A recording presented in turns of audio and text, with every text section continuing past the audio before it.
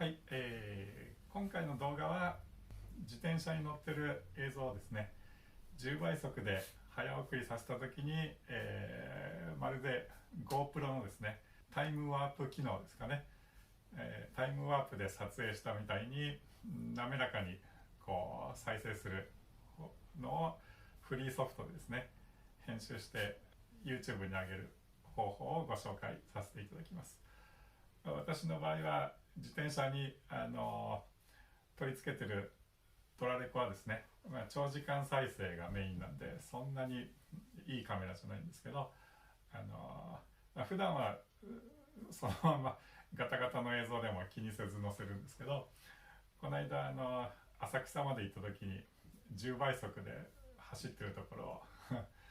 編集したらものすごい揺れでですね、ちょっとこの10倍速のまんま動画を出すのはちょっとどうかなと思ったんですけど、手ブレ補正ですね。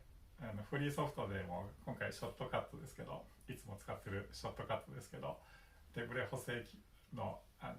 フィルターもあるんでですね、それを使って手ブレ補正を直してから、10倍速にして、動画を作るっていうところをちょっとご紹介させていただきます。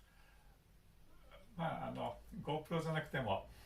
タイムワープみたいな映像できなくもないですよという映像ですね。当然 GoPro を買った方がいいに決まってるんですけど、私は GoPro を持ってないんであくまでも近づけるという方法ですので、よろしかったらご覧ください。では実際に作業をするところを見ていただきます。今回は、こちらの映像を用意しております。これは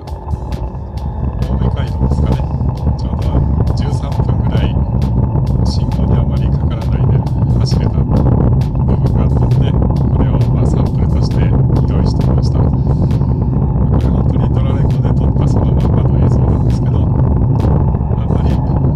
普通に再生する分には GoPro みたいに滑らかな映像ではないですけど、普通に見れる映像だなっていう感じなんですけど、これをたまに10倍速で編集したいっていうところがありまして、こういう感じで今10倍速の映像を先ほどのやつを単純に10倍速しただけなんですけど、この揺れがひどくなって見えるっていう感じですかね。ほんの数秒だったらいいんですけど、そのちょっと1時間ぐらいの10倍速で数分で見せようとすると、この映像を見るとちょっと目が痛くなると言いますか、頭が痛くなる人も出てくるかもしれないっていう感じのひどい揺れになってますので、これをなんとかしたいというのが今回の目的です。では実際に使うソフトはこのショットカットですね。いつも使っておりますフリーソフトですので、適当にプロジェクト名を入れておきましょう。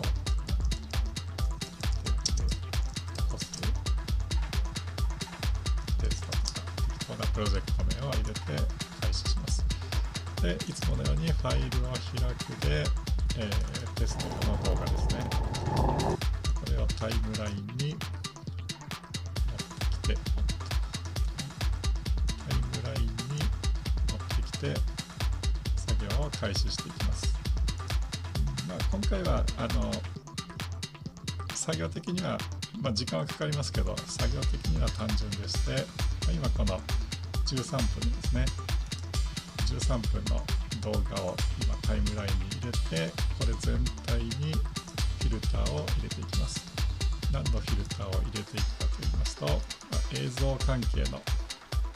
フィルターの中にですね、手ブレ補正を英語で言うとスタビライズなんですね。これ今日本語版でスタビライズっていうカタカナ出てくるのをフィルターを選んでいきます。スタビライズのフィルターを入れますと、設定する項目が4項目ですね。揺れと精度と拡大縮小とスムーズ化の数値を設定するところがあるんですけど、今デフォルトのままだとですね、この拡大縮小拡大っていう時が 0% になってますんで、余白が必要ということですね。0% のままだとちょっとあんまり大した効果が出ないっていうのがありますので、必ずこの拡大縮小はある程度の数値を入れないといけないですね。ただしあんまり 10% とか入れちゃうとその分映像を拡大した映像になりますので画質が落ちちゃうんですね。一番どのくらいがいいかっていうのと考えたら3% から 5% ぐらいがいいんじゃないでしょうかね。今回はちょっと10倍速にするんで、できるだけ効果が出るよということで 5% を拡大した状態で、あとはですね、普通に倍速早送りしないんであれば、この数値そんなに入れなくてもいいと思うんですけど、今回10倍にするとですね、ちょっと一番効果が出るようにその他の項目は全部マックスですね。5% 拡大して手ブレの効果は最大でやっています。でこの状態の数値を設定しましたらば、ここに解析ボタンがありますので、解析ボタンをポチッと押します。そうしますと右側が分かりますかね。今解析中っていうのが、ここにも解析中ってなってますけど、ここに進捗具合が出て、今 0%、これが 100% になるので待たないとダメですね。解析し終わったらそれを書き出すという手順なんですけど、ちょっと解析に時間がかかりますね。ということで、結構この解析にですね時間かかったんでカットしましたけど、実際を見ていただくと58分かかりましたね。6分の映像を作るのに58分解析させるっていうのもどうかなっていうのもありますけど、今回は58分かかりましたよと。で解析が終わりましたらファイルにして書き出す作業ですね。ここに書き出しボタンありますので、書き出しで1回ファイルに書き出しします。名前は、スタビライズ、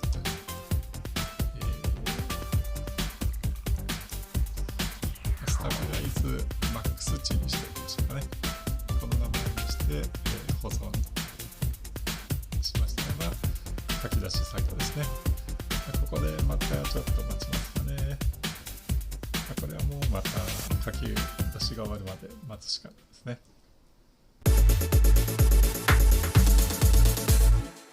ではまずは早送りをしない状態で手ブレ補正の状態を確認してみます。今2枚の動画を並べて再生しますけど、左側が、生データといいますか、そのまま補正なしの動画で、右側が手ブレ補正をした動画になっています。では同時にスタートをさせてみます。見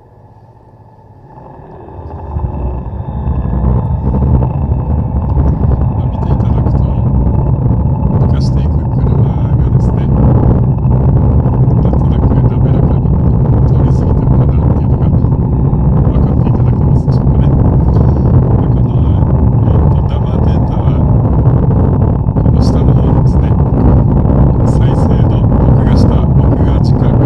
日にちと時間出てますけど、5% 拡大することによって時間の部分がはみ出しちゃってるぐらい拡大してるっていうのがありますよね。あとは上の映像の拡大分だけ空がちょっと狭く映ってるっていうのがありますでしょうか。それのおかげで再生してるですね、車が自転車の生データのハンドルが動く分、右に左にガクガクの割と滑らかに、まるでGoProで撮ってるとは言いませんけど、わりかし近づいているんじゃないでしょうかね。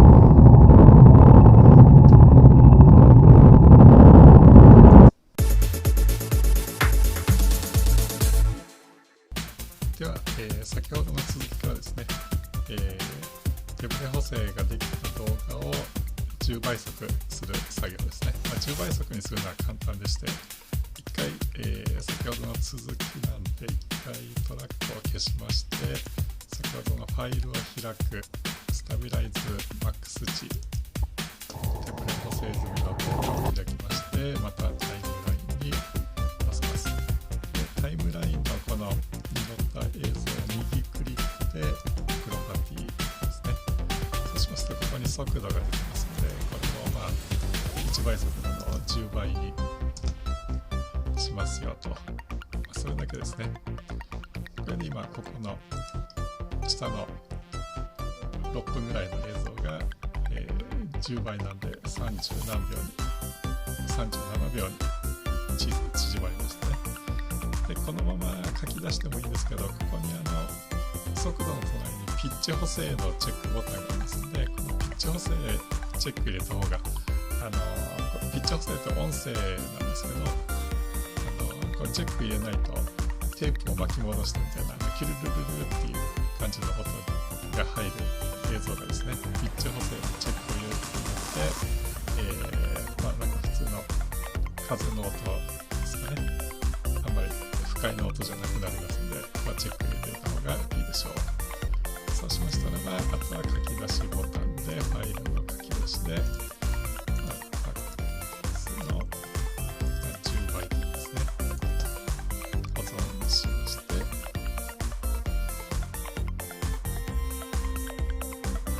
10倍速の映像は簡単にできますよと。10倍にするのはそんな時間かかるんですね。1分ぐらいですかね。あとは書き出し終わるのを待つだけです。